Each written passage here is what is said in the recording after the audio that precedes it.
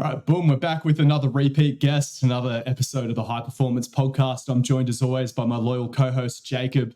And then we've also got Pat Davidson coming back for is this your third time on the show or second? I think it's the second time. It's just the second time. First time you made a really good point, a bunch of really good points, and you're one of my absolute heroes in this industry. And I just kept getting so excited. I was talking over you without fucking realizing it, but that's just part of how my brain works. So apologies for that, and apologies to anyone who suffered through our first episode where, like I said, Pat was showing up to drop a lot of value, and I just couldn't contain my excitement, but hoping to do a better job as a journalist today. I'm such a fan of the Australian accent that it's all good. I could listen to you motherfuckers all day. I really could. No, it's just the cunts who have to listen to me every week. We can't get enough of your accent. It's kind of crazy. Yeah, I've been in some corporate Zoom meetings where I'm just allowed to fly off the handle. It's like, as an Australian, you're allowed to have whatever haircut you want. You can drop as many C-bombs as you want. And then someone else gets caught up in the moment and it's like just fucking nails on the chalkboard. Yeah, I wish I had that kind of like leeway with anybody, but I don't. Well, you're also muscly. So, and my heuristic is the higher your fat-free mass index, the more you have to smile and wave as a personal trainer for people to not assume that you're a piece of shit who's completely self-absorbed and judging everyone in the room around you. Yeah, and meanwhile, I'm actually I would say I'm good in situations where I'm fine with public speaking. I'm fine with these kinds of things. But I definitely have more social anxiety than people would probably assume. And so in most, I think I'm more of an introvert in the real world. And so in those situations, I'm just nervous. You know what I mean? But I bet you're right, where people kind of make the assumption that wow, this guy's just a dick. Yeah, sorry for the segue, but you brought up a good point. I commonly get so many people who claim to be introverts and they reach out to me and they're like, why do you feel so comfortable putting yourself out there? I'm also fairly comfortable with public speaking and things like that. But I also feel like I'm not the most social person necessarily. So how do you sort of perceive that? And what advice do you sort of give those people? Or do you sort of look at me like, you must not have the same ingredients that I have? Because do you feel just compelled to sort of try to get some attention for the things that you're saying? Where are you at with it? Well, I think that I've gone through different phases in life of wanting recognition, or I'm probably at a point now where I just don't want it. I just want to be left alone for the most part. I have to earn a living. And almost unfortunately that what I'm good at requires me to be in front of people for the most part. But I like to just train and be left alone for the most part. I like to have something to work for physically, and I like to have something cognitively to work for. And for the most part, I don't really interact with that many people on a day to day. And so I'm probably a terrible person to ask about, interaction capabilities and building a great social sphere. Well, because it wasn't that conscious or thought out. Yeah, I don't know. I mean, it's a tricky thing, but look, I have a very categorical mind, and so I'm always trying to put things into different buckets. And when I think that most of the time these conversations usually go towards being able to achieve some level of success for people. And so whenever I think about success, I have three buckets that drive success, and one of them is just aesthetic. Okay. And it could be for an individual, or it could be a website, or it could be a business like a gym or anything like brick and mortar. How good something looks is enormously important for driving success. The other one is personality and charisma, or culture, like all three of those things kind of. And again, it's at an individual level, or at a business level, at a gym level. And then the third one is knowledge, skills, and ability. And so I think that you could have a superpower in any one of those things and just ride that really far and become incredibly successful with just that one ace card. Most people probably need a degree of, blending of those things and to work on the weak links and all that sort of stuff. But I think that you can probably find really easy examples of people that one of those things clearly pops for as the real driving force for why they're successful. When you say Yeah. aesthetics, is it more like the physical aesthetics of the trainer? Is that what you're trying what to does say? it Or look is it like? the whole? Oh, okay, yeah. Like, but that also includes, like, I always, like, when I was still working in New York City and kind of developing young trainers, it was always like, well, dude, like, you better get a better haircut. Like, you look like Yeah, you the look like a fundamentals. Yeah, fucking a rube from the country. Like, you're in Manhattan. Like, look approachable. Yeah, yeah, like, you need better clothes. You need to make sure that you have deodorant in your locker unless room. you're two-door bomber, it's like you better have some of those other buckets dialed. Exactly. So it's kind of, yeah. And some people, like, look, like, there's some people whose aesthetic bucket is all they've got. And there's tons of them in the fitness industry. And it's probably the most common bucket for success in fitness. So it shouldn't be underestimated. You know, that's what most people, like, in the general population, are going to gravitate towards and think of as the best indicator that that person is really competent.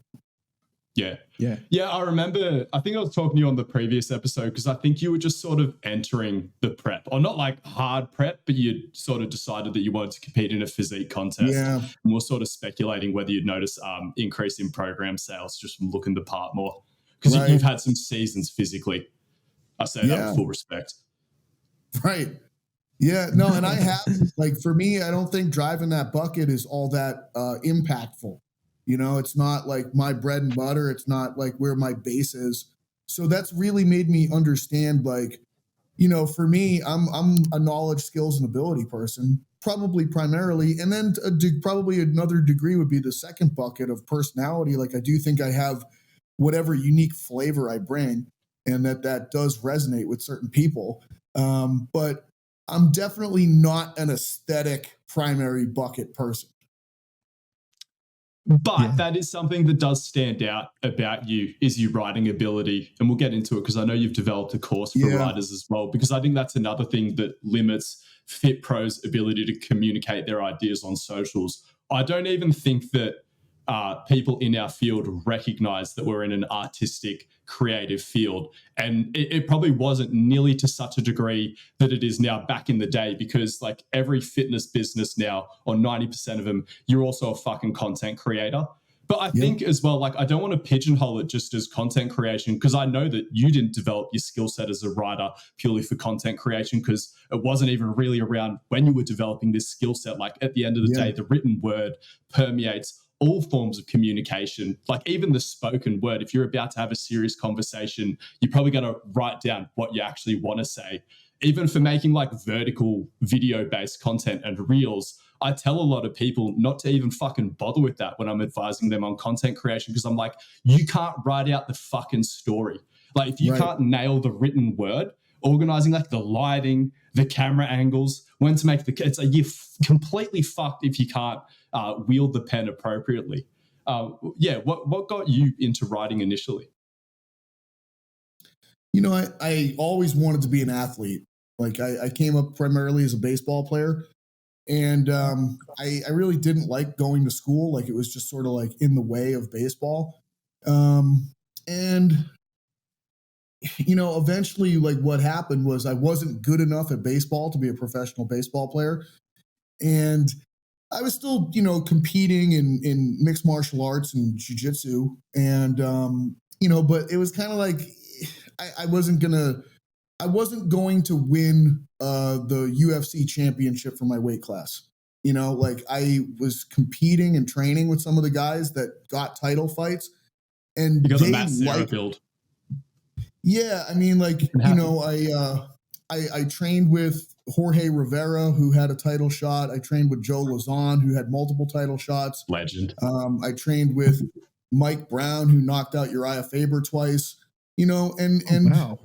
Yeah, like, you know, I trained right there with those guys, and like, I definitely was good enough to be a middle of the road fighter in the UFC in that like 154.5 weight class. But the difference between me and the champs, like, it was like, okay, I'm just going to go and then get my head ripped off, and for like $5,000, and the hospital bills are going to cost way more than that. And like, I don't know. Anyways, it was like, I was working really terrible jobs, like grocery store, and like where I grew up, which was a big seafood place, seafood delivery. waking up at 4 a.m. and putting the bands on the lobster's claws and like, gutting fish for hours and, just the worst jobs. And I wasn't really that good at them either, to tell you the truth. I didn't have the attention span to care about that shit. I was slow. Like, it was like, man, I'm not good at construction or any of these blue collar jobs. And, I kind of started back into school and I realized like, wow, I actually am pretty good at reading and writing. Like, I just have a knack for it. And, it was almost disappointing. You know what I mean? Because I always the athlete, and it was like, man, I'm much better at being a scholar than an athlete. Like, this is, and Two so opposites, yeah. yeah, but I'll tell you, like, once I got into exercise science, because my undergraduate degree was in history, I actually realized like, oh, I want to learn this. I actually want to learn this stuff purely to make myself a better athlete, by the way. Never for any altruistic purpose whatsoever. And I could do it for myself. I still don't understand why anyone would bother learning anything unless they directly benefited from it. I really, so, I end up just putting myself into these situations. I paint myself into corners, so I have to like swing my way out of them for the most part. Otherwise, I'll stop learning. I'm not motivated to learn just to learn. Like, I'm not. So yeah, I'll make myself like have to do a track program, so I have to learn about sprinting, or I'm doing bodybuilding, so I have to learn about hypertrophy, or whatever it is, because I'm inherently lazy, like incredibly lazy. So if there's no pressure, I won't do it. Yeah. I really relate to that, like learning on the fly thing. And again, I think that's what separates people who just, again, dive into the creative aspect of what we do, or just before you learn about it, or just, again, sign up to a bodybuilding contest, be like, all right, I really have to work this thing out. Like, I was at the track meet and a lot of these guys are like, what do you mean you never worked out in blocks? I was like, but I knew that there'd be some loudmouth here who would want to help me. I just had this instinct, knowing what athletes are like people here just love dishing out advice. If you want a free track masterclass, just go sign yourself up for a meet and look confused at the starting line. It's so true. I will say, bodybuilding, nobody cared about anybody else trying to help, though. But it's so much more brutal getting up in trunks. Like, running a little bit slow in front of a crowd, it's not that bad. Yeah, what was that like for you? Being naked in front of a few thousand people, basically. I didn't mind it one bit, to tell you the truth. I think I have a huge exhibitionist side to me, and so I didn't mind it at all. Like, I like getting up and presenting. It's funny because I struggle with like one-on-one conversations, like put me in a party, and I do just terribly, but put me in front of people and I have specific rules about what's supposed to happen, or I have to put on a show, totally fine, totally comfortable. So yeah, it was weird. Like with bodybuilding, at least there's very specific poses that you have to do. Like there's not a lot of free form. So an MMA fight, no one's gonna throw a spinning kick. You never know. I mean, you really don't. That quarter turn goes a bit too far. Yeah, it's unlikely, but it's I'd say like it was surreal though. It was weird. It was definitely like a weird thing. It was like very much on like the acid trip end of the spectrum for sporting experiences. Like, what is happening right now? Like you watching yourself on stage outside of your body. Kind of a little bit. It was more like the dog show analogy. Yeah, that was good. The dog. Well, that blew my mind because I grew up with like my aunt who showed dogs and raised dogs, and like I got dragged to all these dog shows when I was a kid. And it was during when I realized it, I was just wandering around the facility by myself, and I poked my head in a room, and it was all of like the bikini girls, I think, and they all had like these weird satin robes on, and they were all sitting in chairs getting their hair and makeup done.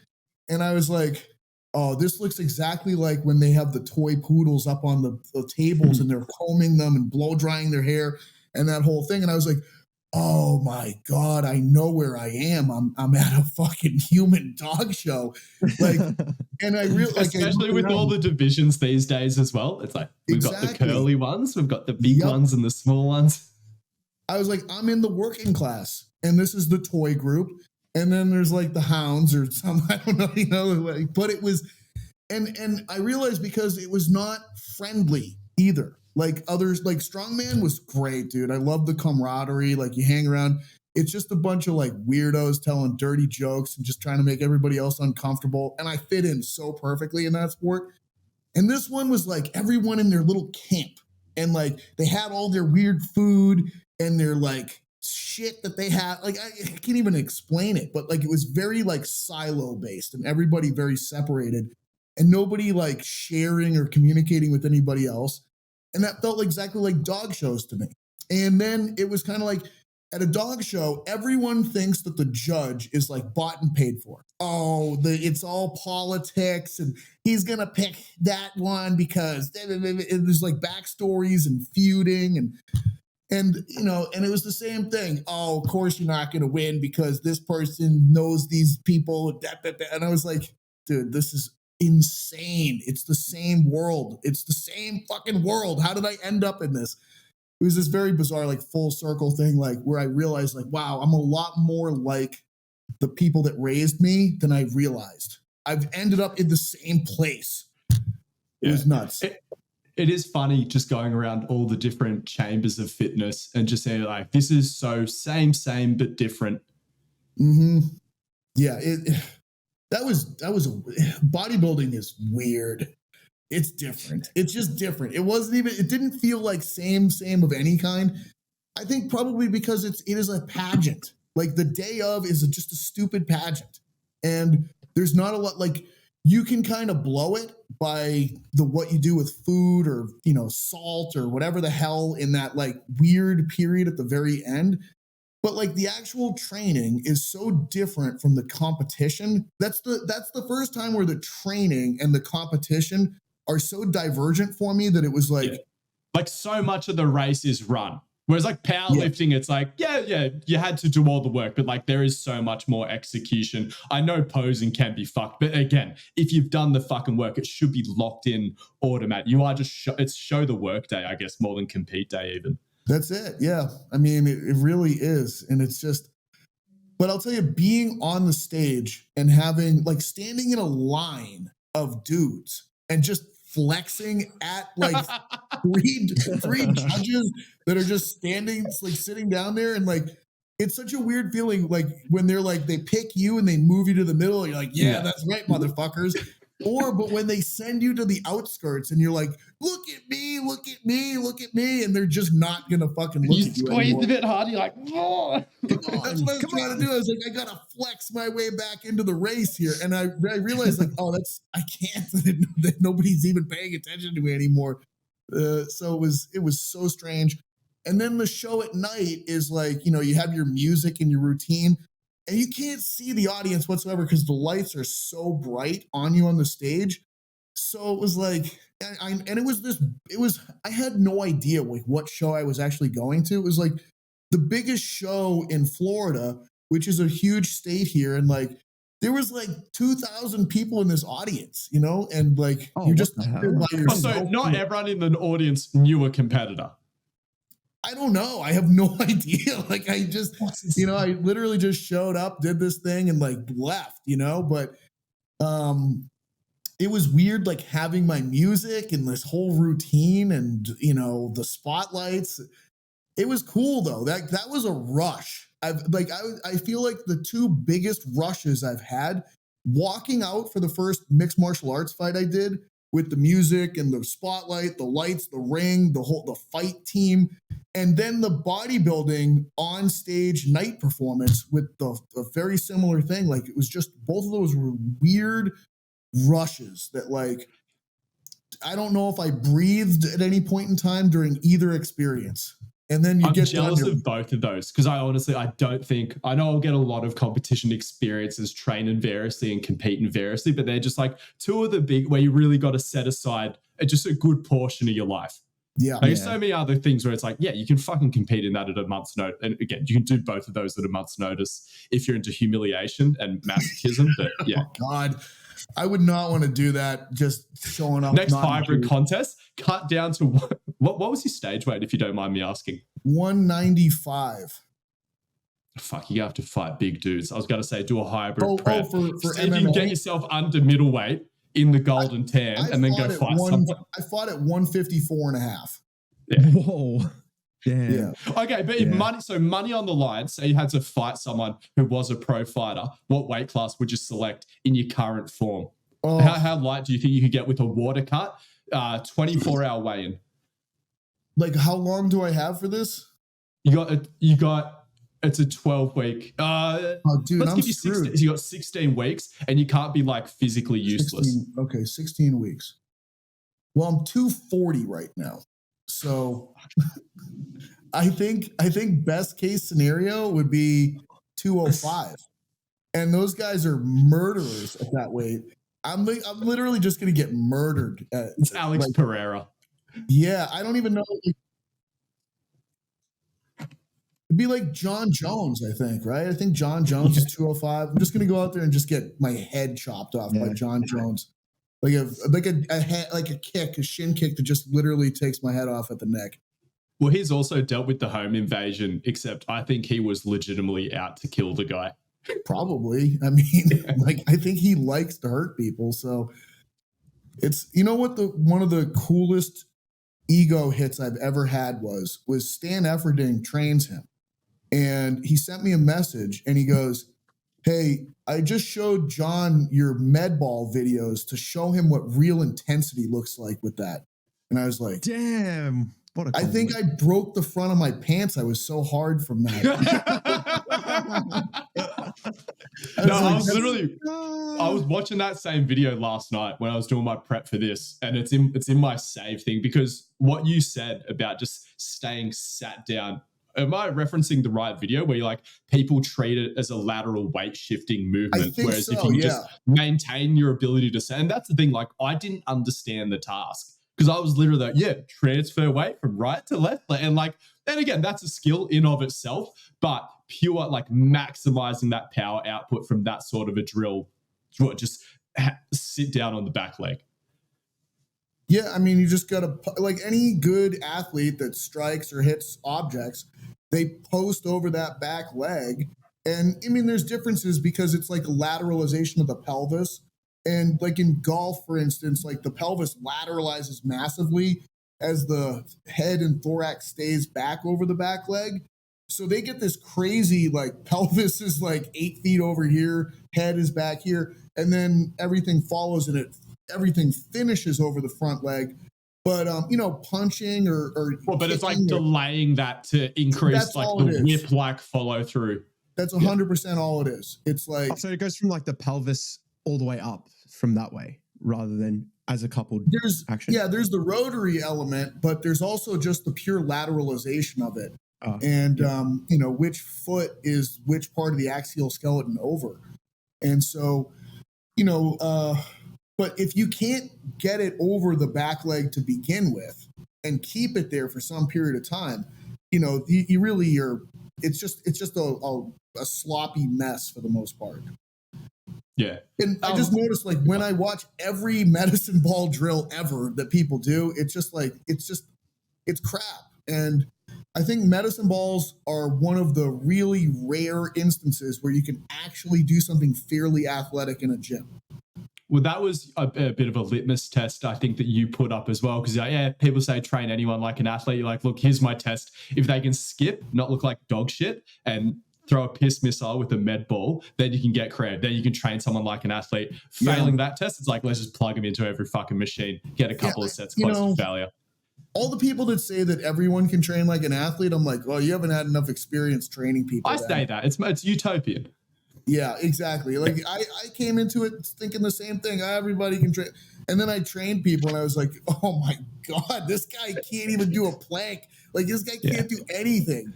Like, I don't know what to do with this person. They can't learn. They can't pay. Like, even 2 years later, they're like, what's the name of this again? I'm like, it's a squat. It's a fucking squat, dude. Like, it's the same thing we've been doing twice a week for 3 years. It's interesting, though, because I know you were just sort of talking about the commonalities you've seen in med ball throws, but and again, this is a bit of a loaded question, I guess, because we're about to segue into one of my favorite topics. I'm assuming that comes from you viewing all movement through a universal lens. And I'm not sure whether it's sort of a gait perspective or a compression expansion, like a yielding and overcoming perspective. Can you sort of talk about that? Do you agree with the statement that there are like universal lenses that we can sift and distill most fucking movement through? My perspective, just to put all my cards on the table, I think that all movement is gait. I think that a lot of people get caught up in locomotion, and like that's under this umbrella term. And it's like, and like bench press isn't locomotion, but it's still gait. Squats aren't locomotive, but they're still gait. What are your thoughts on that? Yeah, I'm of the same belief. I think, I do think that Bill's explanation of expansion and compression captures all movement of all kinds, organic, inorganic, the fucking Big Bang, the expansion of the universe, like it's all in there. So could you touch on that a little bit for some of the listeners who might be naive? Because I talk about it as a universal model, but I sort of always be like, yeah, there's only two movements. But again, he will sort of relate to both inorganic and organic movement. Right. I mean, like truly universal. Yes. Like movement, things ultimately can only compress or expand, and it's really easy to see it with things that don't have, I'm going to use the buzzword constraints, a high degree of constraints around them. Take a shot, everyone. If we're looking at just the human body, there's some parts of the body that have less bones and joints. Like, what joint does the heart work on? Like, it's very easy to see that it fills during diastole and it empties during systole. But what joint action is systole? Like I guess you'd call it IR. It's the IR part of the heart's like cycle. And diastole would be ER, it's expansion. And the lungs, it's the same thing. Like when you're inhaling, they fill up, and when you're exhaling, they close down. How much space they're occupying. Quickly, I think people really struggle to see external rotation as expansion in 3D. And outside of just saying that, and again, hopefully a decent amount of people will pick up on that. Is there anything else you can use to like help people make that connection? Because like as soon as you can see it, it's fucking obvious. Or is that what you just said? Like it's just this like expansion is this just movement away from the midline? Is that how you look at it? I don't really look at it that way. I think that we just use words to try to describe expansion under certain circumstances. And so all of them are inadequate at the end of the day. Yeah, like expansion does it by itself. Like it gets bigger, it occupies more space, it fills up versus something emptying and squeezing and occupying less space. And it just so happens that the names that we've tagged the human body with from a movement perspective, external rotation coincides with what would be expansion, so there's like the actions that ride along with the respiratory cycle. Like when you're inhaling, your ribs are externally rotating. Okay. When you're exhaling, your ribs are internally rotating. And then it just so happens that every joint in the body has some degree of movement that coincides with the respiratory cycle as well. So like, your foot would supinate with an inhale. Your hands would as well. So that's really kind of the way I see it. Is it's like, it's easiest to see with breathing because the inhale is the expansion, the exhale is the compression. And then when you get somebody really out of breath, you can just watch it, like watch them actually. Yeah, like you can see it very easily. And it just so happens that like, the closer that you are to the lungs, the more dramatic the movement of the joint. But every single joint in the body does move to a certain degree with the respiratory cycle. And it will move, there is an inhalation movement of a joint and an exhalation movement of a joint. And every joint is going to ER with an inhale, so long as it's not like distorted and compensatory. Yeah. I just like, speaking of my experience at looking at movement through this lens, just like looking at movements as inhalation or exhalation. Like, again, I think a lot of people who are into lifting heavy weights and doing mad shit in the gym, they're so skeptical about like using a model like breathing or like gait. But like I said, just speaking to my experiences as a meathead, there were just so many things that meatheads couldn't explain to me, or they just have this irreconcilable dogma within their model.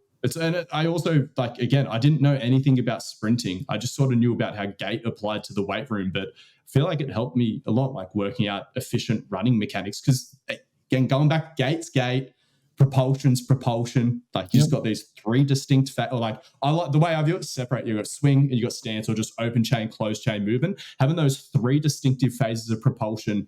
That's actually one of my questions for you. Like, do you see a need within your framework? Do you break down swing into phases? Like, I know it could be broken down into distinctive phases, but for me, like, categorizing movements in different phases of propulsion has a meaningful outcome on how I prescribe exercise and movement. Do you see a reason? Do you fuck around in the open chain that much? I do see a reason in some ways, because if you look at sprinters, and you look at what's happening with the femur during swing, mid flexion, mid swing. That when you see like the top of the stroke of the leg, which is basically getting towards 90 degrees of hip flexion, the femur is massively internally rotated. You see it most dramatically during the start and acceleration phases of the race, and then you see it a little bit less during the top speed parts. And in my mind, I just think of the start and the acceleration as the more hinge part of the race. And then the top speed stuff is the more squat part of the race. And so, and that makes sense as well, because it's like downward force versus like trying to be off the ground. Right, more vertical. Phase. Yeah, and like, you know, I just think like it's a hinge is like an acute angle of ground and human, and a squat is more of closer to an obtuse angle or right angle between ground and human. And so I think that what it tells me anyways is if I'm trying to develop the mechanics with the weight room that would coincide, I would probably want to do a little bit more multiplanar hinging. And I would probably want to do a little bit more just sagittal squatting, because you just see a pelvis a little bit more like a block coming at you at top speed. But when you see the person in acceleration and in that angled position, you see so much contorting and twisting and pork. Yeah, it's wild. So yeah, I do think that what you're witnessing, I mean, the propulsion arc is just so fucking useful. And like, if you don't spend 5 seconds and learn it, like, I just feel like you're doing such a disservice. And I just see so many people so obsessed with just like, you know, anatomy textbook, like insertion, origin, this thing, it's like, yeah, sure, you can memorize the whole fucking body and learn all of these muscles and but you know, if you want to actually train movement and athleticism, that's very fucking useless. You know, I guess it's good for bodybuilding on some level, but I don't even think it's that important, really. Like, you know, just sort of see like things can arc out this way and they can arc straight ahead and they can arc, you know, like recognize like a sphere and just various arcs inside of a sphere and get enough of those arcs so that you hit enough tissues that are like slightly biased in that particular pathway. But, you know, I think for sports, it's really critical to be able to examine the, you know, stereotypical mechanics of top performers and see what the common denominators are. And from there, like, you can, like I was saying with sprinting, like that's just something I've seen quite a bit, is every level, great accelerators are people that have a tremendous amount of twist.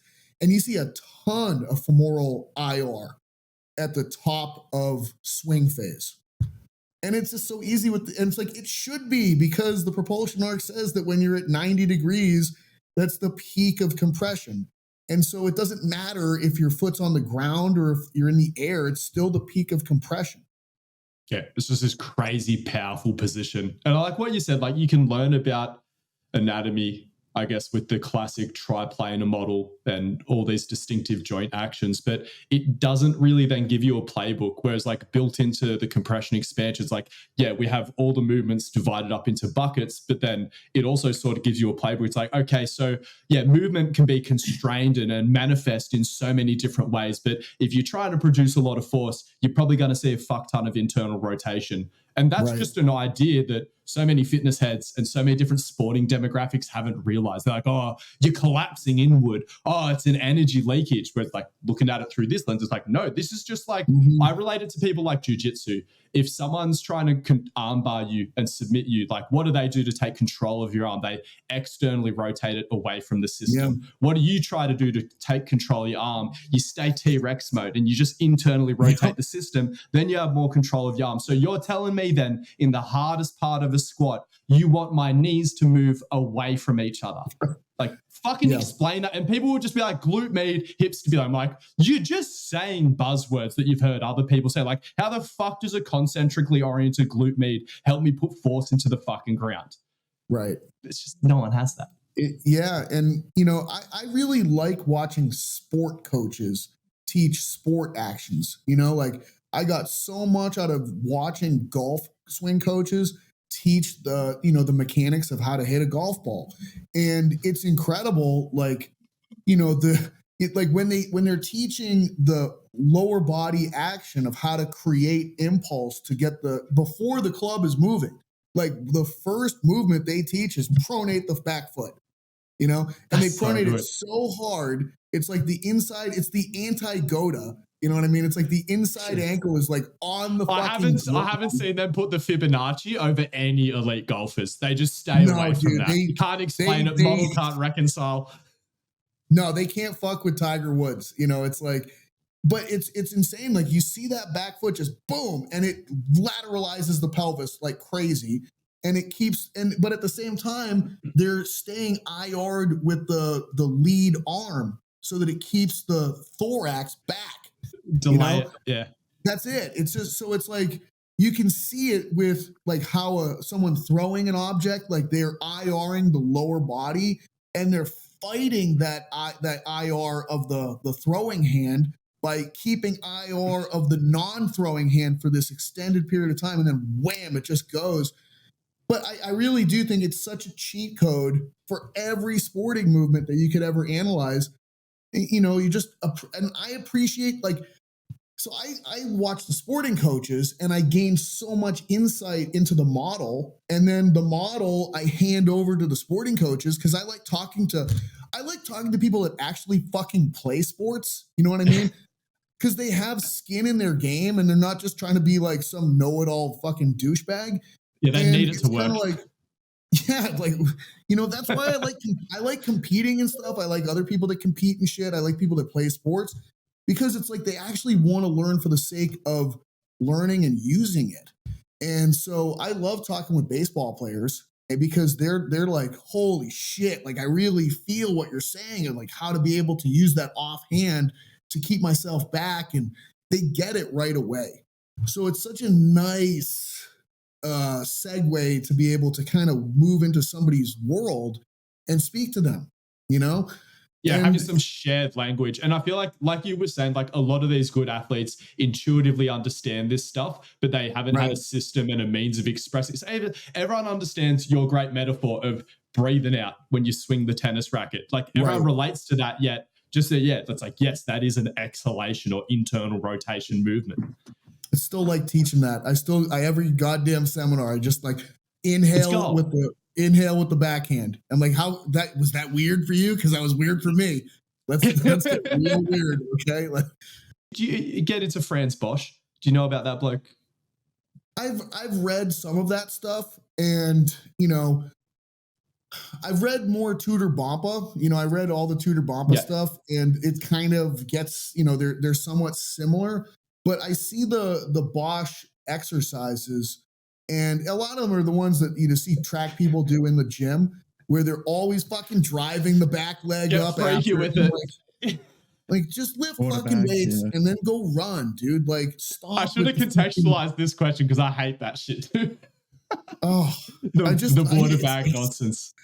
it's so unnecessary. It's like, and you just know it's a fucking track person. It's like, okay, we all know you're a track person, and everything has to be finished with the swing leg going into fucking flexion at the end. It's like, I feel like I'm drinking the Bosch Kool-Aid, but I have no temptation to pick up a water bag. I think you'll relate to this, Pat. Like, you know how like heaps of people get into the compression expansion thing and turn They into all have to fucking fragilistas. swing the water bag. Yeah. They're just obsessed with fucking movement options. So they can all go either way. But like something that Franz Bosch talks about that aligns with how I view the gait cycle, he sort of talks about how like the pennation angles or like the muscle architecture of all these different muscle groups affects their ability to contract and relax either more powerfully or quicker or slower. And sort of how he looks at like mid propulsion and that like extending a hip over a positive shin angle. What's happening there is you're getting quasi isometric behavior distally. And what that's doing is it's buying the larger, stronger, more proximal muscles the time required to produce their force. So in his head, there is this trade-off. Muscles can either contract and relax really quickly, or they're big, but they require a bit more time to contract and relax. Is that like marry up with your frame of reference at all? Well, I don't think I've heard a lot of discussion about that, you know, like delaying the knee extension kind of stuff. You know, it's never been something that I haven't learned a ton about that, and I haven't prioritized at any point. I've always found there to be bigger rocks for me to have to solve for. I've never gotten to that stage where everything is like clean with people and just great. And also like I've always felt like running is just like, let people fucking run. Like for the most part, I try to sort of divide these things. Like when I've never been a big fan of like the floating heel lifting. It's sort of like lift weights like normal. Like yeah, like you don't need to do it sporty. Right. Do it well, you know, and then when it's time to do the other things, do those things well. You know, like you throw the ball well. And, you know, like, sure, with there can be more intent and psychology with mock drills and other things like that. But for the most part, when you're running, it's like, I'm just trying to get people to learn relaxation and rhythm and, you know, limit the cues and limit the things that they're thinking about. And I'm not going to pretend like I'm some seasoned track coach that's like been out on the fucking track for 10,000 hours and seen everything. We can both do that. Right. Like I'm still just sort of this person that's not directly from that sport world. And so I kind of realized like my own limits with that. Like I know where I'm good. And I know that that's an area that I'd have to spend a ton of time in an apprentice phase to be even halfway decent at. I respect what you're saying, but I think there's also something to be said. This doesn't necessarily apply to Derek Hansen because I know he teaches a lot of weekend seminars, but I think there's this big gap in the market for people to understand what normies running can look like, because I'm acutely aware of like what Usain Bolt, Marcel Jacobs look like when they run, but we don't share a lot of physical qualities. Whereas like coaching average Joes just to get some decent fucking shapes out of them. And I really agree with what you were saying. Like you don't want to overwhelm people with cues because it's already such an overwhelming task. But I also know you're not just like, oh, we'll just put more fucking miles on them. So what are some of your go-to constraints or drills that you will layer in when you see someone who just looks like dog shit? What I see personally, do you also agree that people just tend to have this gross backside dominance, especially if they're like reformed meatheads dabbling into sprinting? Does that line up with what you see, or is it a bit different? Yeah, I do. I think that frontside mechanics seems to emerge when people get strong enough. You know, I think that backside mechanics might actually be advantageous if you're pretty weak. It's and longer to push. Yeah, it's literally just more ground contact to try to take advantage of. So I think that that's not ideal though. You know what I mean? I don't want you to just train that way forever. I think that front side is ultimately going to be less total ground contact. And so I guess it's an indirect answer. Like I'll answer this first and foremost. What do I actually use with people? And then I'll kind of come back to this ground contact thing, which I think is at the heart of the answer. So I actually never go outside of my own model at this point for how to implement coaching exercises. So I always start with the most grounded version of something. So that would be like bilateral stance and easiest place to manage gravity and start static and all the other things. So like if you're actually thinking about locomotion and what that is, it is long seated arm action. That's bilateral stance. You're in contact with a ton of things from the ground, and sometimes I'll even put something behind the person, a box, and in that way, Reference to the tits. 100%, dude. Like it's just okay. You're gonna get very upright with your axial skeleton, and we're just gonna work on driving the arms up. And if you have something behind them, they can't go backside because they'll just hit it with their elbows. So so the progression is removing the constraints then. That's it. Say. So then I take away the thing peel it back. Yep. And that is all my progression. That's the entire model, is start with the most shit possible and then strip away ground until you land in the region of the ground requirements of that sport. And then there is your domain for about 75% of your training volume for all motor patterns. And then you can have the percentages I'm just making up off the top of my head. The other 25% could be mixed from the other poles of, ground, super low, super high, whatever. But yeah, I find that the higher ground things, seated arm action, is a moneymaker because I can actually begin to teach people how to really fire their arms hard enough. If you fire your arms hard enough and fast enough, you start bouncing up and down off the ground. Okay. I feel like arm drills as well got unnecessarily shit on. And I can visualize what people are criticizing. Just people just blowing like 30 minutes getting neurotic about their fucking arm swing. But then there's just this rejection of arm swing drills because I feel like my arm swing's dog shit. And I know it's affecting the way the lower limb moves. Like it's just a fucking common sense thing for me. But everyone's like, no, don't worry about your arm swing. I'm like, it's pretty shit. I think it's worth worrying about. Yeah. And the other thing is, like, a lot of times where people are looking changes a lot. Like I saw something that suggested that the biggest predictor of who's going to win in the Olympics is actually who covers the least amount of distance per race. And that's a big thing with like curved running parts. But it's part of that is weird. Like actually just picking your line better in a 200. Yeah. People weave around and they don't stay in a line as much. So, oh wow. Yeah. In the line you're talking about. Yeah. I mean, it's just like some people cover more ground while running the 400 than other people do. And the person that actually runs push-pull run, like the least horizontal distance seems to win. And that's like, so what I noticed with the ground, like the long seated arm action, is you start getting people to pump their arms hard enough to where they start bouncing. And a lot of people start going around in a circle. And as soon as you have the person focus on something with their eyes straight out in front of them, they stay straight. So it's like, hey, that probably actually makes a difference because think about it, like if you're going in a circle, like something's out of whack here. You're pumping with this side more than the other side or whatever it is. Yeah. And people just like that kind fire of hose of sensory information coming in through the eyeballs. Yep. And people get it right away. And it's kind of like, so when you're running, focus on something with your eyes.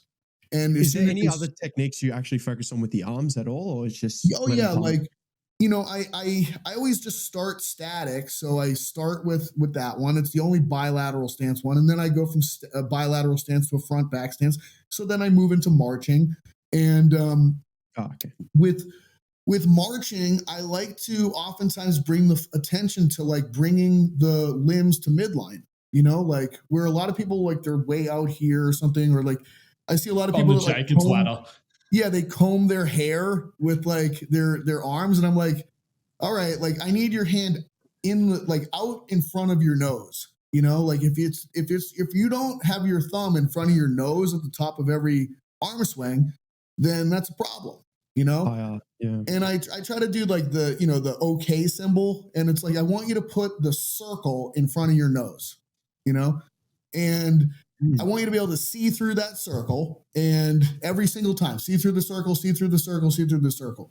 And so it just is bringing towards midline, and it starts to rotate their thorax. So, I think those things go a long way from a mechanical standpoint. And then, I take my time. I actually give people pretty good workouts with things like skipping and A runs and marching. Like, I'll put it on like 10-second, like a 10-second, 20-second work to rest. And it'll be like march, skip, A run, skip, B run, march. It breaks it up enough to where every A run and B run can still be pretty quality from a speed standpoint. But I'll tell you, if you do that for like 10 minutes even, it smokes people, and they just got in some pretty good quality stuff. And you're constraining the impact so that you're not absolutely thrashing their connective tissue and their shins and everything else. And they're staying in one place, so you can actually coach them. They're not running away Don't from get you. on the bike and Right. Like, you can actually coach them because they're right there. Yeah.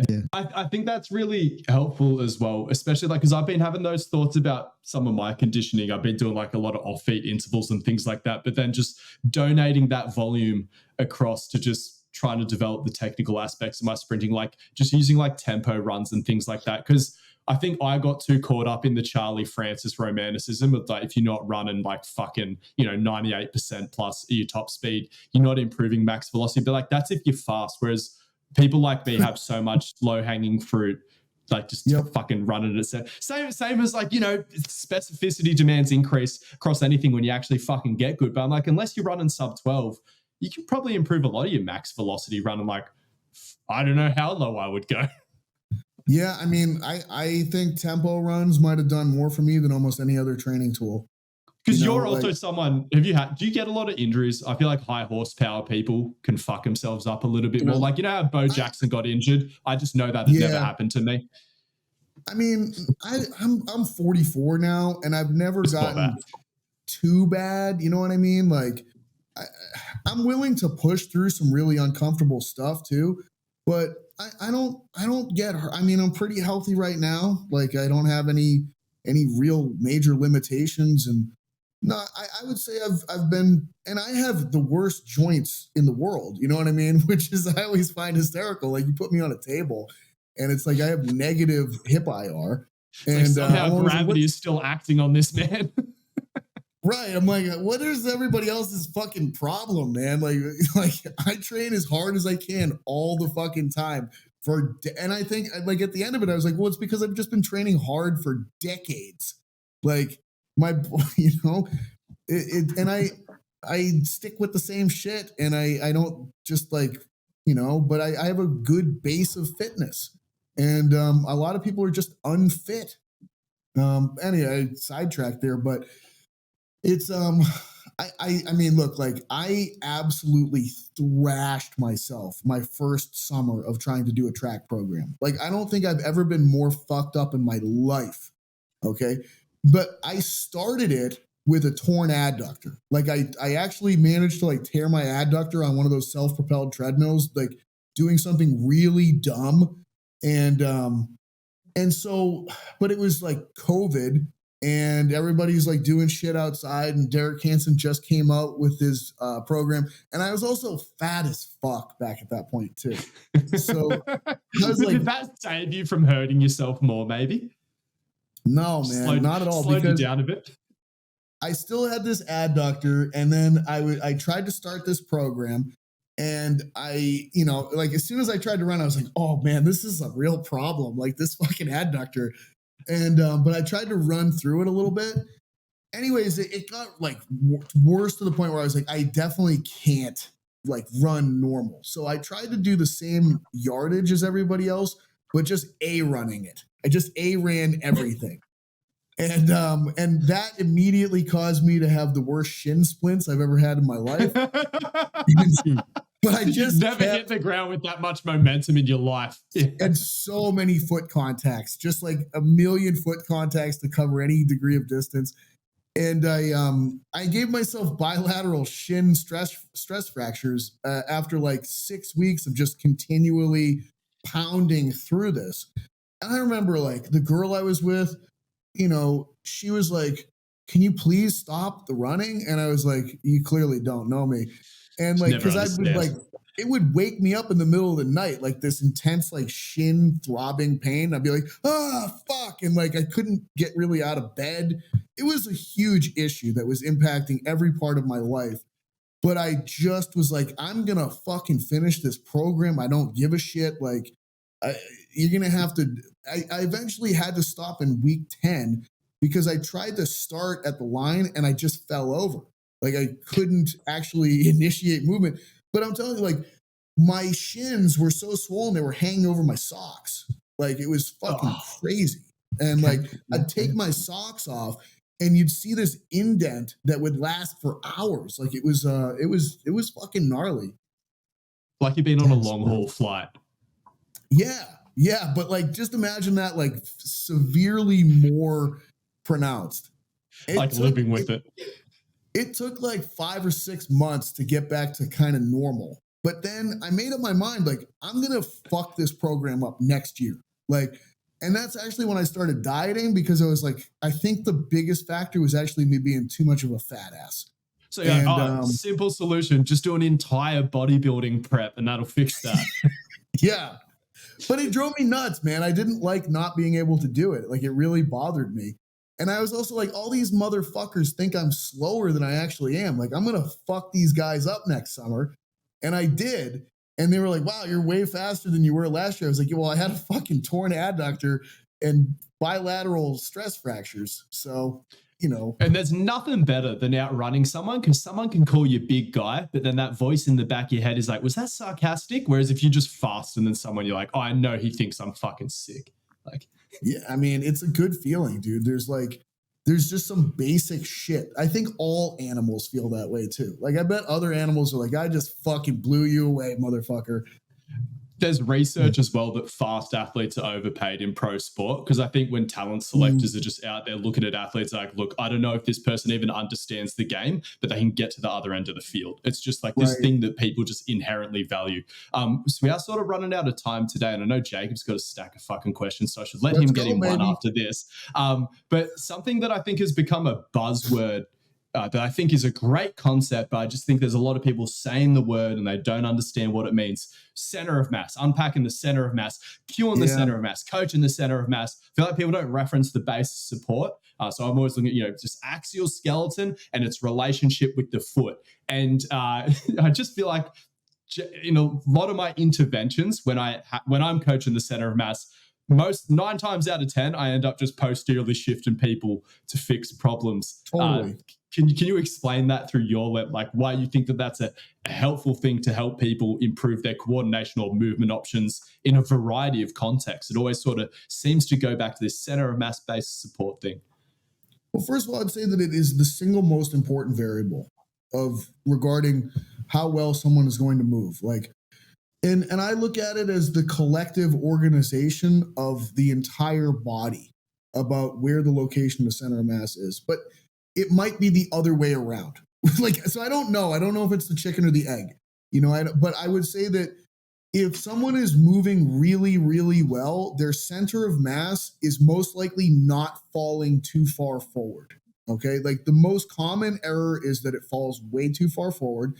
And if someone is moving very poorly, it's because their center of mass is too far forward. And my first intervention is always, if I put someone on a table, if I watch them and I realize, like, oh, this person moves like an accountant, and I put them on a table and their joint actions are terrible, the first thing I'm going to do is going to do something to pull center of mass back. So, without worrying like, well, exactly what it is, it's basically the middle of your body. Okay. Like this, and it's contributed to primarily by pelvic position, abdominal position, thoracic position, cranial position. And to me, the biggest players from a center of mass forwards, backwards perspective, if I'm going to try to pull it back, it's going to be the hamstrings and the internal obliques, and those muscles respectively. I look at the hamstring. I look at the pelvis as like a team of horses pulling a wagon. Okay. And the same thing as the thorax as a team of horses pulling a wagon. And that with a wagon, you have a rider and they would have reins. Okay. And to me, the reins for the pelvis are the hamstrings. Okay. And so those reins, the pelvic horses, when they run amok, they're going to run forward and down. Okay. And the reins would pull those horses back and up. So that's what the hamstrings do. They prevent the pelvis from running forward and down away from you. And the internal obliques prevent the thorax, the rib cage, from running forward and up away from you. You know, like a pelvis with no hamstrings would fall on its dick. Okay. And a thorax with no internal obliques would fall on its spine. All right. So it's a funny way to say it, but it's a good that really kind of is it. Crystal clear. So, yeah. You know, if you're trying to keep your dick out of the dirt, you need hamstrings to pull the pelvis away from dick in the dirt. And then the IOs, they just would prevent you from like your whole upper body just fucking tipping backwards and falling backwards onto the back of your head. In regards to a training process, do you always do breathing drills when it comes to addressing those muscles and tissues, or do you use other contexts as well, like in a more loaded context when it comes to? Oh yeah, I mean, I just, you know, I for sure, like if I'm thinking about the squat, I'm thinking like I'm definitely gonna put someone on some kind of a downhill position, and I'm gonna put weight out in front of them, and just simply by doing those things, you know, this is where it's like, oh God, how technical do I want to get with the answer? But an expanded pelvis is a pelvis that stays back, okay? And it gives the hamstrings a nice short position of leverage to work from. A compressed pelvis is one that's heading towards dick in the dirt, all right? Mm-hmm. And so, you know, if I put you on a downhill, just watch people walk down big hills.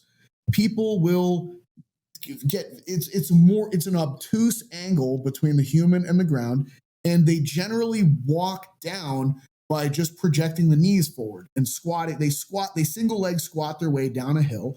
But if you put people on a severe uphill, they hinge their way up a hill. So, you know, if there's a time and a place for a compressed pelvis, and that would be anything that's uphill or anything where the human is at a forward angle relative to the ground. So start of a sprint, I just look at it literally like the human and the ground and the angle between human and ground for whatever sport action you're talking about. And if it's an acute angle, it's an uphill or a compressed action. And if it's a right angle or an obtuse angle, it's an expansion pelvis that's necessary for that job. So that's generally how I visualize that concept. And so I want people to be able to have both ends, you know, an expanded pelvis that stays down and back, and a compressed pelvis that's able to go forward and down. It's just time and place and needs for that individual for their sport. But if I know that a squat requires an expanded pelvis, and I know that the person has a low training IQ, and I just assume everybody does, I'm definitely putting them on a downhill, and I'm definitely going to have them just hold something in front of them, because both of those actions will expand the backside. Yeah. So it's not about necessarily training those internal obliques, and it's about just looking at the pelvis as it is. I mean, the ribs. It will cause the internal obliques to act and to retract the thorax, and depress the thorax. So just by getting your sternum back, that's what's occurring. Okay. Yeah. Makes sense. Yeah.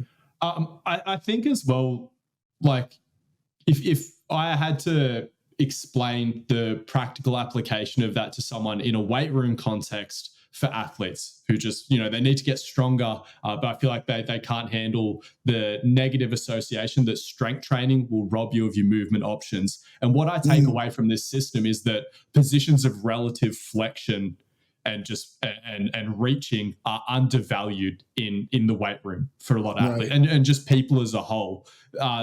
Is that a good summary of like how you implement a lot? Because that's what I found myself doing, training way more reaching, way more flexion. Because the way I look at how people program the weight room, we tie people's arms behind their backs and we extend the shit out of their spine and ER the fuck out of the pelvis. I'm like, we just, and not seeing as well that single leg work was my opportunity to lateralize the pelvis as well. Like, I don't think I was looking at single leg or staggered stance work as frontal plane stuff.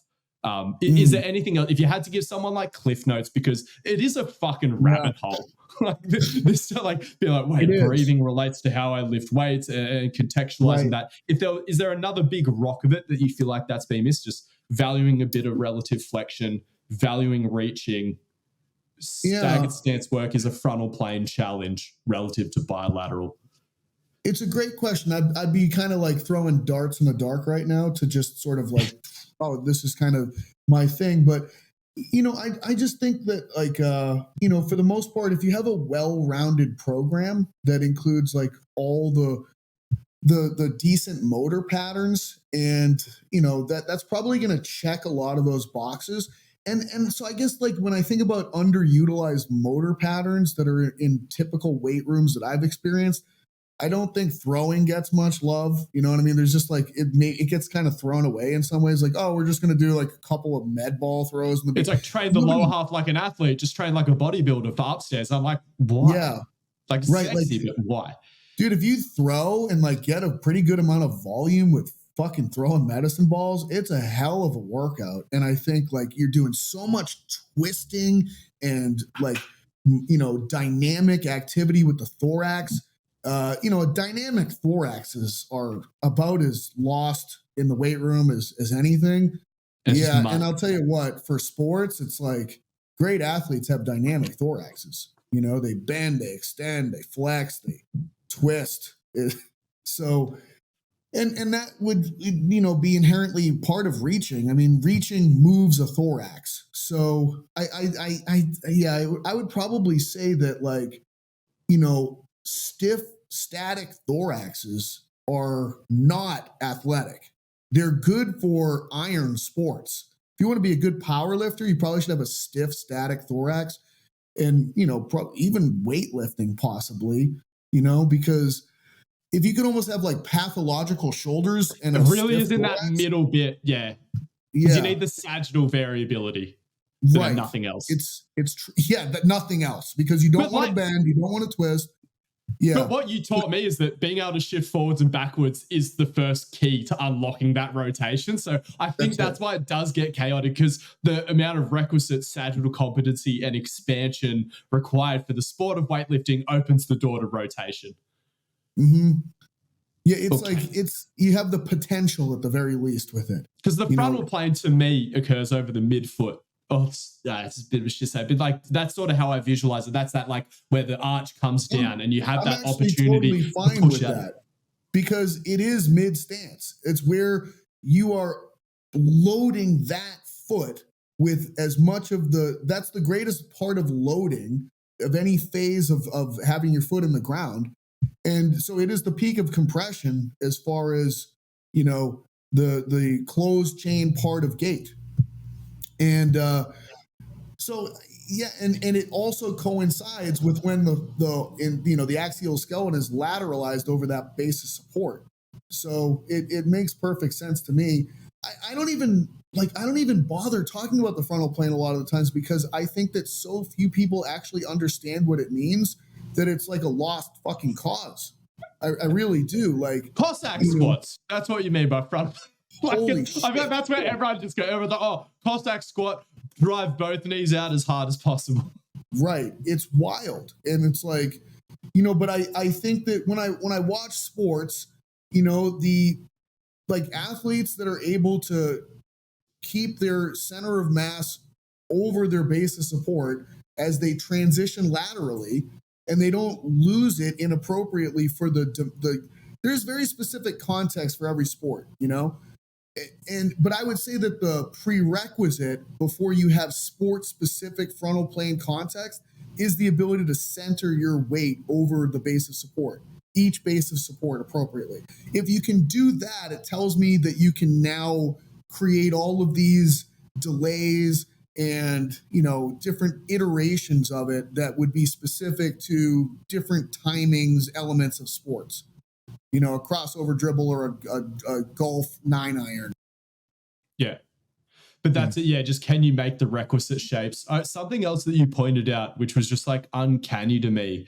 Talking about like, you know, obviously people who tend to have more highly varied training tend to be like sexier movers, especially when they're put into a variety of different challenges. And you really nail, like CrossFitters, they nail the sagittal competency. They train a lot of relative flexion with the gymnastics, a lot of relative extension with all the weightlifting components. But then there's no frontal plane in the sport. Like even just it's all in lanes and things like that. And it wasn't until they introduced running into the CrossFit Games that like it did expose them. A lot of them did look like that, what you described, where just nothing wants to cross the midline and just running like this uncanny fucking robot. Obviously now it's been in there for a few more years, like CrossFitters are locomoting a little bit more regularly, like they're looking less like shit. But yeah, it is just like they are fucking masters of the sagittal plane. They can move forwards and backwards through that thing all day. And then like that to me really illustrated the upper bound limits of nailing your sagittal competency. It's like, man, like you'll have a fucking lot, like until you need to locomote in a really like elite or advanced way, just if you can just go forwards and fuck. And there's people who I know won't hear what I'm trying to say when I say, can you move forwards and backwards? Because again, just understanding the relationship of the center of mass to the base support. Can you approximate yourself over? Everyone can fucking approximate yourself over the toes. Can you share a little bit? It's such a hard, like gap to bridge. Like when you have a pretty good understanding of these gate-based concepts and you're thinking, because when I visualize all this stuff, like I visualize when I'm thinking about the frontal plane, I'm not thinking about fucking lateral raises and, you know, femoral abduction or something like, you know, I'm not thinking about clamshells. I'm thinking about like the body, thorax, you know, skull, thorax, pelvis, being able to move side to side and have it stop over the foot, you know, and like you see that like you're hitting an imaginary wall, and yeah, the air just gets squeezed out as it hits the wall. Like that's sort of what I try to put through my head. I'm like, I'm smushing myself into this imaginary piece of glass, and I feel the wall. It's my fucking oblique. Right. And the muscular activity, when you get people to actually do that appropriately, is like they've never felt it before in their life. And every seminar I've taught, I was like, everyone here knows nothing about the frontal plane. If I offend you with that statement, I don't give a shit, because I guarantee every single person that tries to do any of the drills that when we get to that section, every single person is going to do it wrong. Every single person. And it's always the case. And then I'm like, when you feel it, you're going to realize that you have never done these drills in your life. And do then you get them like centered over the open up like saucers, and I'm like, you feel your groin going like to your brain right now? And they're like, yeah, holy shit. Like, it's like, does your glute feel like it's twitching and going bananas? And they're like, yeah, how'd you know? I was like, because you're in the position. I know what it looks like. And I'm like, everyone come here. And like, I'm like, just saying like, this is what it looks like. They're in it. You can see it. Do you see this? Can you describe it back to me? Because no one knows. And it's so annoying at this point, because I've been doing this for so many years, and it's still like the thing that has not transferred over to people in this industry. They don't know what the fuck the frontal plane actually is. Can you 99.9%. And those that think they do, you probably don't. Do you get them? Ron Proscott and then Bill Hartman. Yeah, it's crazy. I mean, I know other guys too. Like, I mean, I know you can do it. It's like, but holy shit, it is not a pervasive piece of knowledge. With those seminars, do you sort of get them in that sort of split squat position and get them over there, or is it something else to get them really? The first thing I do is I just put people on their sides. Okay, I have them go 90-90. I put a pillow under their head. and I just take their hips and I roll it back, and then I shove their femur down into their other femur, and they just like, it's like, what muscle do you feel? It's like my adductor. It's like, yeah, that's you just, and I'm like, what motion are you actually doing? And because it's like you're actually going into ER. Okay, you're feeling this thing work lengthening right now. Like that's another one. I feel like everybody is calling, hip shifts that create ER, IR, and like if you hip shift into a side and you see the ankle go into more plantar flexion, it's ER. This would be the biggest fucking thing. Yeah. And like the thorax might compress a little bit, but yeah, just from the ground up, you see ER feeding into the system. Yep. It's like that foot, that arch needs to stay glued to the fucking ground. Yep.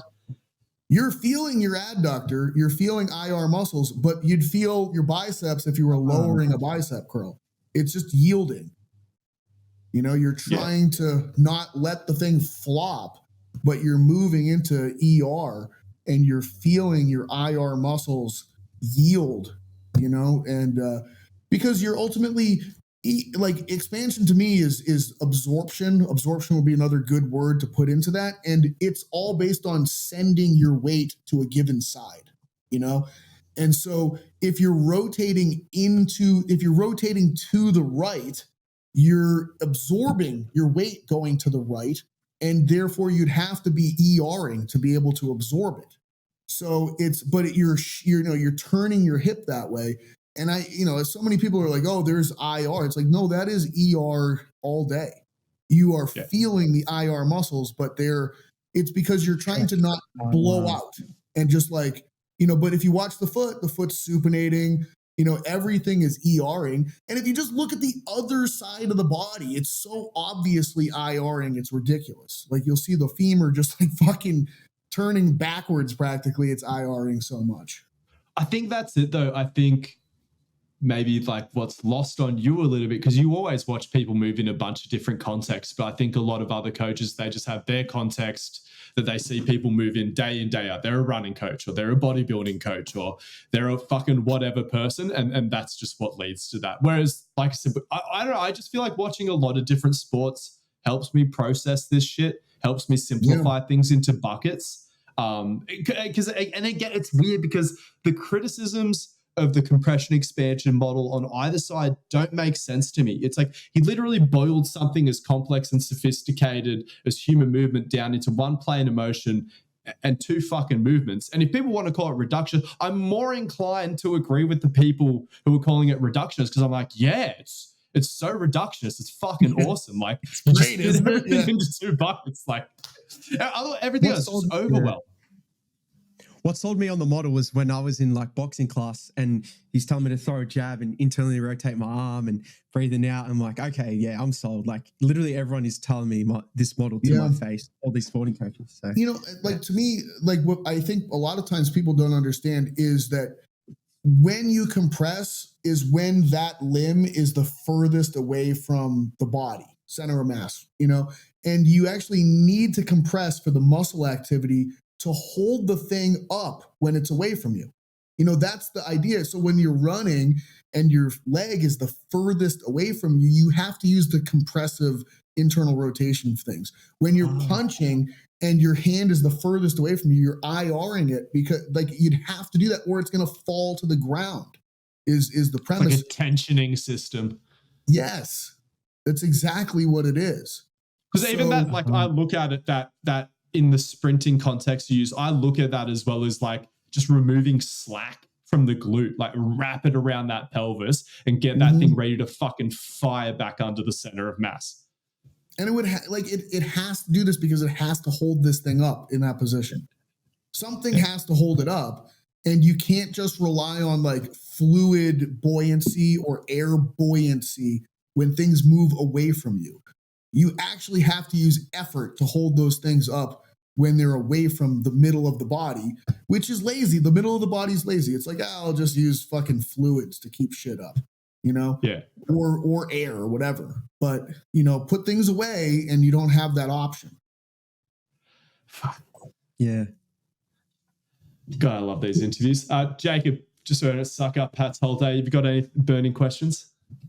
No, it's going to be a big rabbit hole. It's all right. It's all good. Yeah. I mean, So I don't we'll mind. just get him on in a couple of months. You guys, if you guys need to end it, that's fine. But next time we'll pick constraints, because otherwise, then we can do a fucking rabbit hole justice. So we'll pick one aspect of human movement next time. We'll be like, all right, we're just going to stay within the confines of this because there's too many things we can talk about you with, but it just ends up going all over the rails. I guess if I'm going to end, I'll just simply mention the writing course because I am excited about that. Please. And I think that that's something that Angus, you and I both kind of share is like, from your background as well. I know that, you've got that journalism background, and it's something that you noticed what I was doing on my social media I was just making newspaper headlines, and then I was writing a bit of a story after that, and it would just, it would catch people's attention.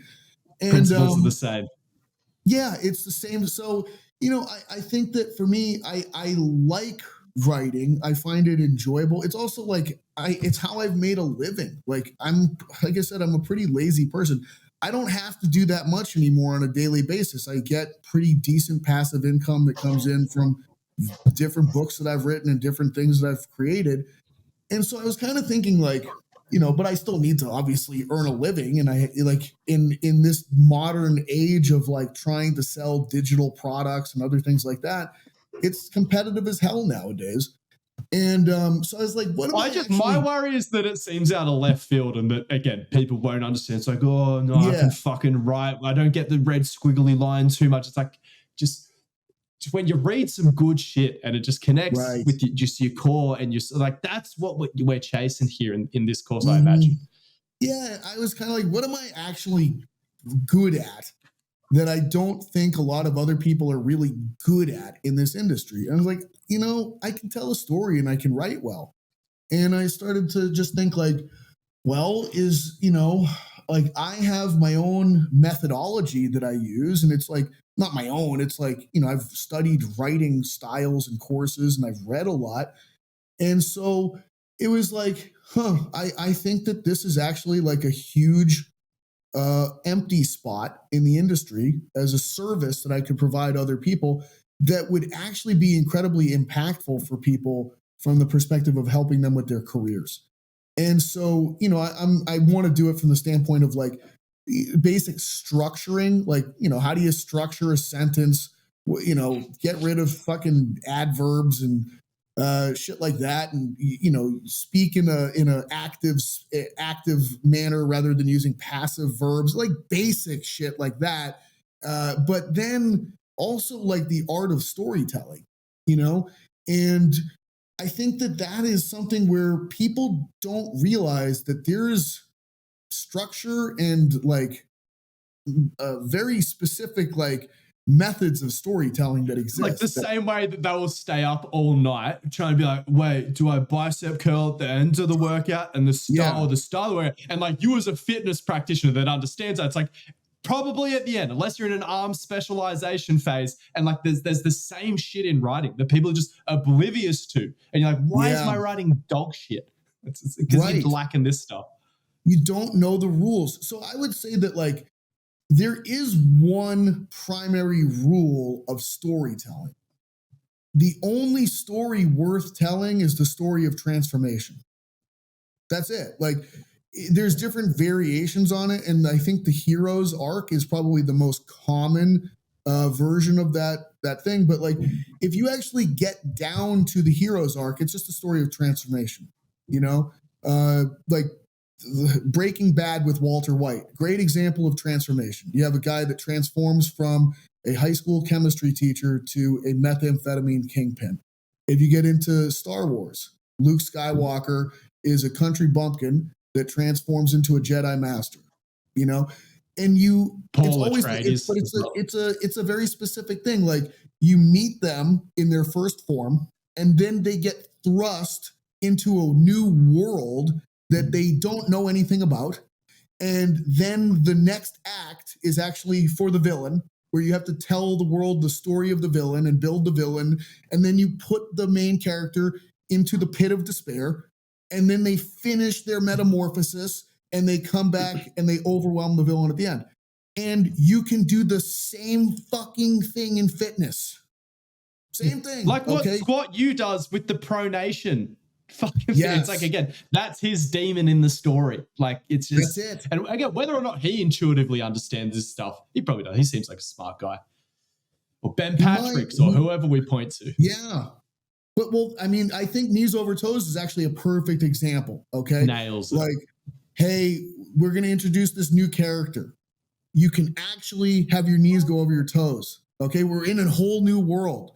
And now we have the enemy, which is like not having your knees go over your toes. But, you have this whole transformation to where, by finding all of these opportunities, you've now built your knees from these previous version of like these shoddy, fucking painful shit knees into bulletproof knees.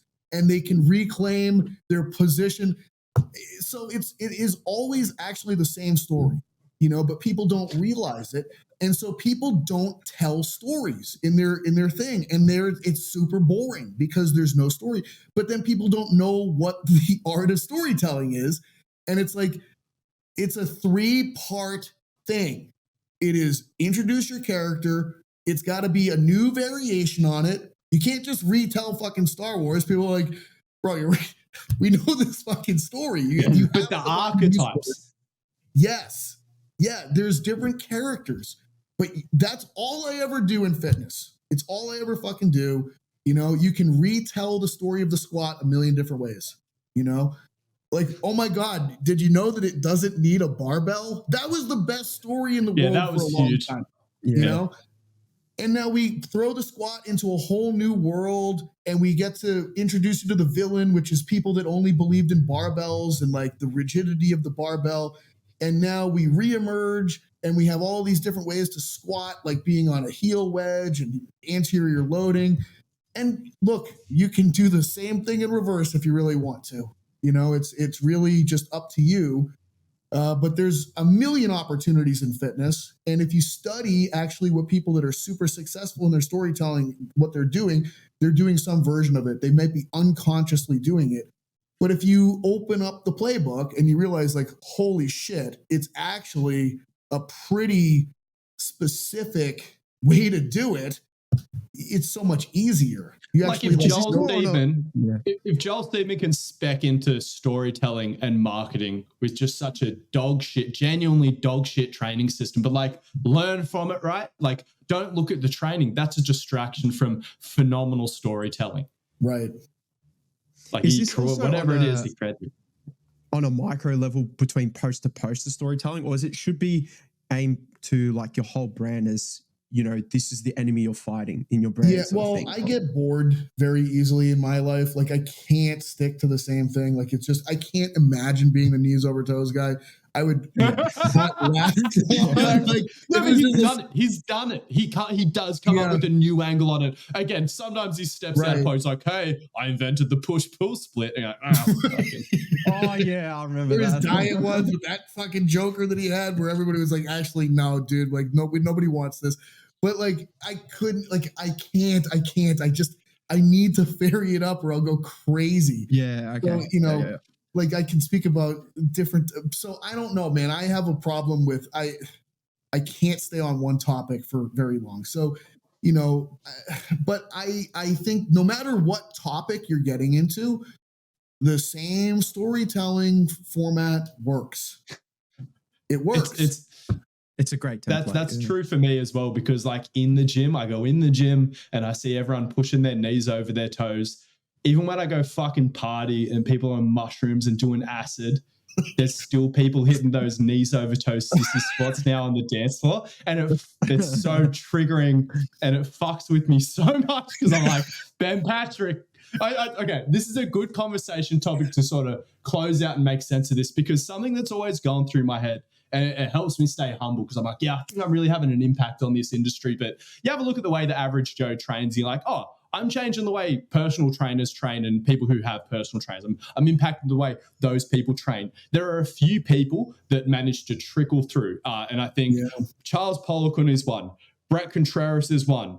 Greg Glassman from CrossFit is one. Ben Patrick is one of the few people in the last 20 years of fitness who has genuinely impacted the way the average Joe trains. When I tell people I'm a personal trainer, they're like, what do you think of backwards sled drags? And then I try to think of another reason not to blow my brains out. But do you think, can you name another trainer? So here's my Mount Rushmore of not trainers I agree with, but people who actually affected the way the average Joe trains. So Charles Poliquin, Greg Glassman, Brett Contreras, and Ben Patrick. Can you justify who? Pavel Tatsulin, the kettlebell guy. Yeah. And sub-maximal sets of 5. Oh, is that a bit of his? Starting strength, okay. Mark Ripito. Oh, so Pavel trickled down to Ripito. Oh, no, Ripito should probably get on there. Hey. Oh, yeah. I still feel like you have to be a fitness person. If you've done, I will maintain, if you've done starting strength, I think you're a bit into fitness. Yeah, for sure. No, I wouldn't put him in, but I would say Pavel, people, I mean, I don't think anybody in the US or West, would be doing anything with kettlebells if he didn't get involved. Yeah, that was some communist bullshit, right? Yeah, it really, I mean, it was like, a kettlebell is basically a bucket. I don't think people understand this. It's a fucking farming bucket, okay? And you're swinging it like it's farming tools. It's literally, oh God. It's like it's increasing the means of production. That's it, man. It's like, the most commie shit. It's like you can do it 8 hours a day. You clock in. I knew that was the reason I never liked kettlebell people. Just a capitalist in my heart. Bucket. That's all it was. It was swinging the water up. It's insane. That's why the Russian swing doesn't go over your head, because you just get yourself wet. Yeah, the bucket. Wow. Oh. This is a lot to say. Russian twists. Right. Damn, yeah, I didn't think about that. Yeah, you got to prevent the fucking ball. You got to bring it from this side and put it over this side. Wait, whoa, fucking hell. What's the... I'm going to go map out this increase the means of production workout. So you got Russian swing, Russian twist. There's got to be more. Well, it's why all periodization is like this annual planning. It's the 3-year plan to build the windmill, like on Animal Farm, and yeah, like all animals are equal, but some animals are more equal than others. Like that's when that sort of starts to come out. Fucking hell. Yeah. All right, go follow Pat Davidson. If you feel constrained when you go to post on Instagram or when you go to share your ideas on anything, if you don't feel like there's this frictionless ability to connect your ideas with people, learn to become a better writer. Part of that comes from writing, but then also having the right mentorship. So get yourself into Pat Davidson's writing. When does that kick off? It'll be the first week of May. So I think May, I want to say the 7th is the Tuesday. I usually teach on a Tuesday night and a Wednesday morning, because I do have a lot of people in Australia typically. Hell yeah. So I try to do this time, 8 p.m. to 10 p.m. my time. I don't know what time it is over there for you guys right now, but it usually is the time where I see Australians on it's smack bang in the middle of the day. Yeah. This is the PT split shift golden hour. You just come home, you service your morning clients, and you'll be back in the office in the afternoon. What do you mean service them? Leave that up to the imagination. Cost of living's going up. Some people expect more out of their trainer.